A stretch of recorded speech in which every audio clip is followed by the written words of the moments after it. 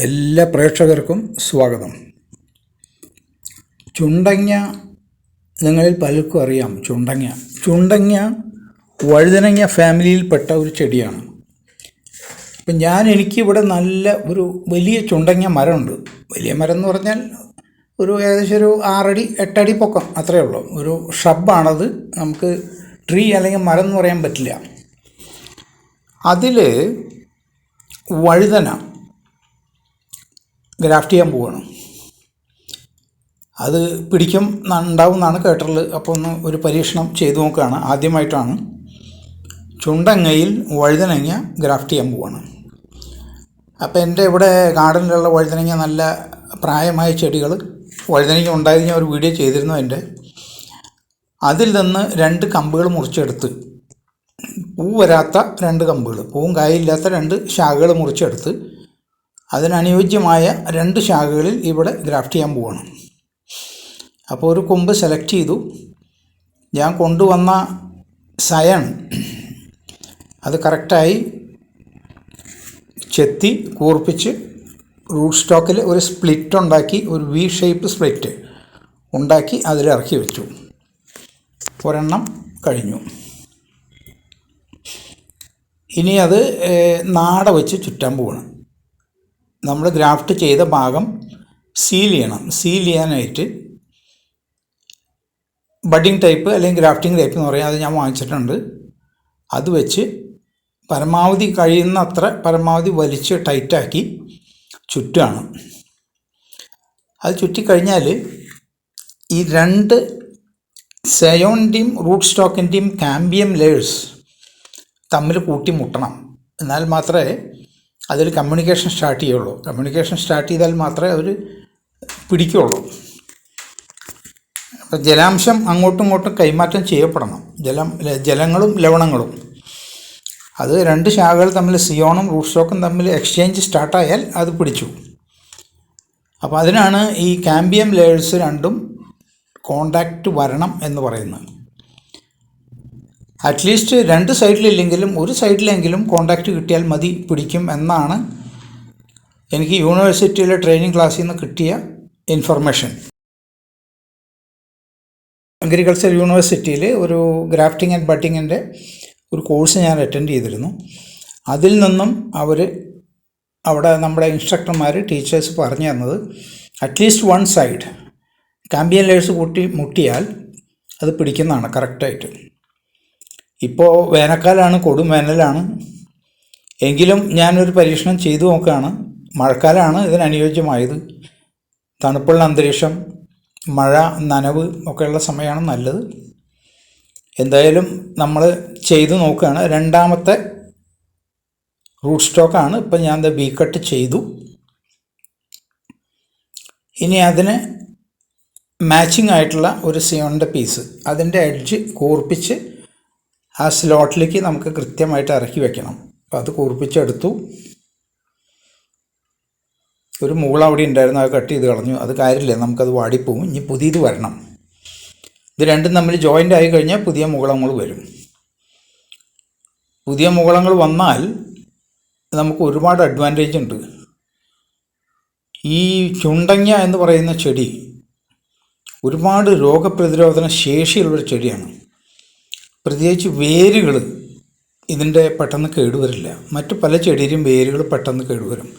നമ്മുടെ സാധാരണ വഴുതനങ്ങയോടൊക്കെ വേരുകൾ പെട്ടെന്ന് കേടായിപ്പോവും. ഇതിന് നല്ല റെസിസ്റ്റൻസ് പവറുള്ളൊരു ചെടിയാണ് ചുണ്ടങ്ങ. നിങ്ങൾക്കിപ്പോൾ അത് ചെയ്ത് കൃത്യമായിട്ട് കാണാൻ പറ്റും വീഡിയോയിൽ. ഒരു വി കട്ട് ഉണ്ടാക്കി അതിലേക്ക് റൂട്ട് സ്റ്റോക്കിൽ ഉണ്ടാക്കിയ വി കട്ടിലേക്ക് സയോൺ കൂർപ്പിച്ച് ഇറക്കി വെച്ചിരിക്കുകയാണ്. എല്ലാവർക്കും ഭംഗിയായിട്ട് കാണാം. ഇനി നാട വെച്ച് ചുറ്റണം.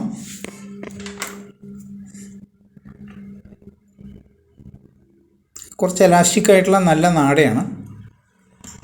അത് ഞാനിവിടെ ഒരു ആഗ്രോ ഷോപ്പിൽ നിന്ന് വാങ്ങിയതാണ്. അത് കുറച്ച് ടൈറ്റായിട്ട് വലിച്ച് ചുറ്റണം.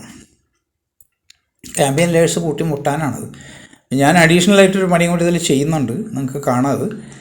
ഈ ചുറ്റിയൻ്റെ മുകളിൽ കൂടെ ഒരു ചരട് വെച്ച് ആ 2 സിയോണും റൂട്ട് സ്റ്റോക്കും ടച്ച് ചെയ്യുന്ന ഭാഗം ഞാനൊരു ചരട് വെച്ച് നല്ല ടൈറ്റായിട്ട് കിട്ടുന്നുണ്ട്. അപ്പോൾ ഈ നാടയുടെ പ്രഷർ കൊണ്ട് കൂട്ടി മുട്ടാത്തത് എന്തെങ്കിലും ഉണ്ടെങ്കിൽ നമ്മൾ ചരട് വെച്ച് നല്ല ടൈറ്റായിട്ട് ചുറ്റി കെട്ടി കഴിഞ്ഞാൽ അത് കൂട്ടിമുട്ടും. കാമ്പിയൻ ലെയേഴ്സ് കൂട്ടിമുട്ടും.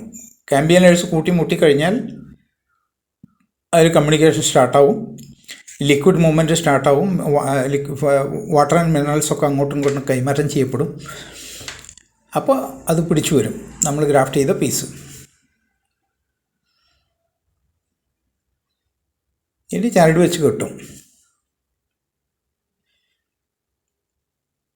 ഈ നാട നമുക്ക് വലിക്കുന്നതിനൊരു ലിമിറ്റ് ഉണ്ടാവും, ഇട്ട് വലിച്ചാൽ അത് പൊട്ടിപ്പോരും. അപ്പം നല്ല സ്ട്രോങ് ആയിട്ടുള്ള വണ്ണം കുറഞ്ഞ ചെറിയ ചരട് വെച്ച് നല്ല പോലെ ടൈറ്റായിട്ട് ചുറ്റി കെട്ടാൻ പോവാണ് 2 ജോയിൻറ്റും.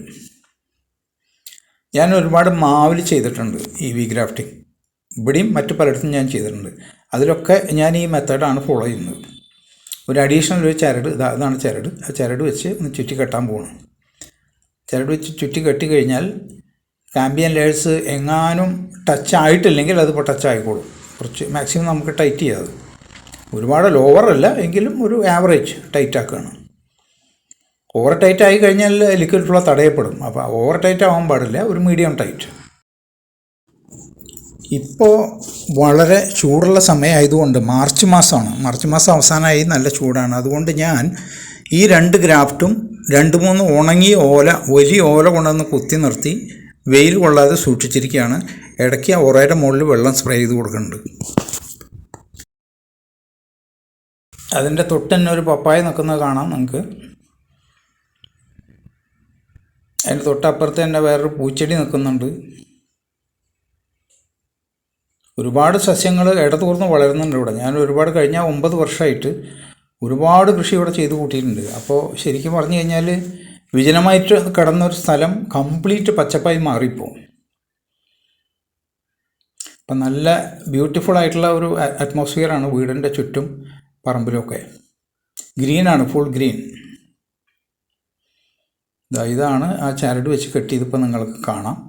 ഒരു പ്ലാസ്റ്റിക്കിൻ്റെ ഒരു ചരട് വെച്ച് നല്ലപോലെ ടൈറ്റാക്കി കെട്ടി, അവിടെയും കെട്ടി, 2നും കെട്ടി. ഇനി 2ലും ഒരു കവർ ഇടുക. ആ കവർ ആദ്യം ഒന്ന് വെള്ളത്തിൽ നനച്ച് വെള്ളമൊഴിച്ച് കുലുക്കി കളഞ്ഞ് അതിൽ വെള്ളത്തിൻ്റെ ഈർപ്പം നിലനിൽക്കണം. അതിനു വേണ്ടിയാണത്. ഈർപ്പമുള്ള അന്തരീക്ഷം ആ കവറിൻ്റെ ഉള്ളിൽ നിലനിൽക്കണം, അതിനുവേണ്ടി നനച്ചു. ഇനി അത് കെട്ടും. 2ഉം കെട്ടിക്കഴിഞ്ഞാൽ നമ്മുടെ പ്രോസസ്സ് കംപ്ലീറ്റായി, പൂർത്തിയായി. അപ്പോൾ വീഡിയോ ഇഷ്ടമായെങ്കിൽ എല്ലാവരും ഒന്ന് സബ്സ്ക്രൈബ് ചെയ്യുക. പുതിയ ആളുകൾ, മറ്റുള്ളവരെല്ലാം ഒന്ന് ലൈക്ക് അടിക്കുക, ഒന്ന് ഷെയർ ചെയ്യുക. വേണ്ടപ്പെട്ട ആളുകൾക്കൊക്കെ ഒന്ന് സപ്പോർട്ട് ചെയ്യുക. ഞാൻ ഇനിയും ഒരുപാട് വീഡിയോസ് ഇടാൻ ഉദ്ദേശിക്കുന്നുണ്ട്. അതിന് നിങ്ങളുടെ സപ്പോർട്ട് കൂടിയേ തീരുള്ളൂ.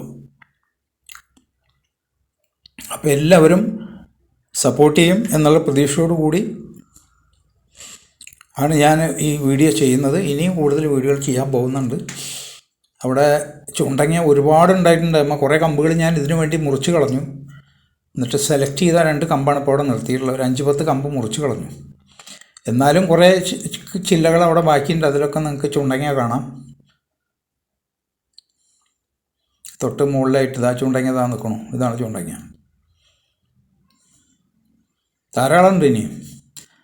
അത് എഡിബിളാണെന്നൊക്കെ പറയുന്നുണ്ട്. ഞാൻ കഴിച്ചിട്ടില്ല. അങ്ങനെ ചിലരൊക്കെ പറയുന്നുണ്ട്. നമുക്കതിനെപ്പറ്റി കൃത്യമായിട്ട് അറിയാത്തതുകൊണ്ട് ഞാൻ കഴിച്ചിട്ടില്ല. അറിയുന്നവരാരെങ്കിലും അതിനെപ്പറ്റി ഇത് കണ്ടിട്ട് അറിയുന്നവരാരെങ്കിലും കഴിച്ചവരുണ്ടെങ്കിൽ കമൻറ്റ് ചെയ്താൽ നന്നായി. വീഡിയോ കണ്ടതിന് നന്ദി, നമസ്കാരം.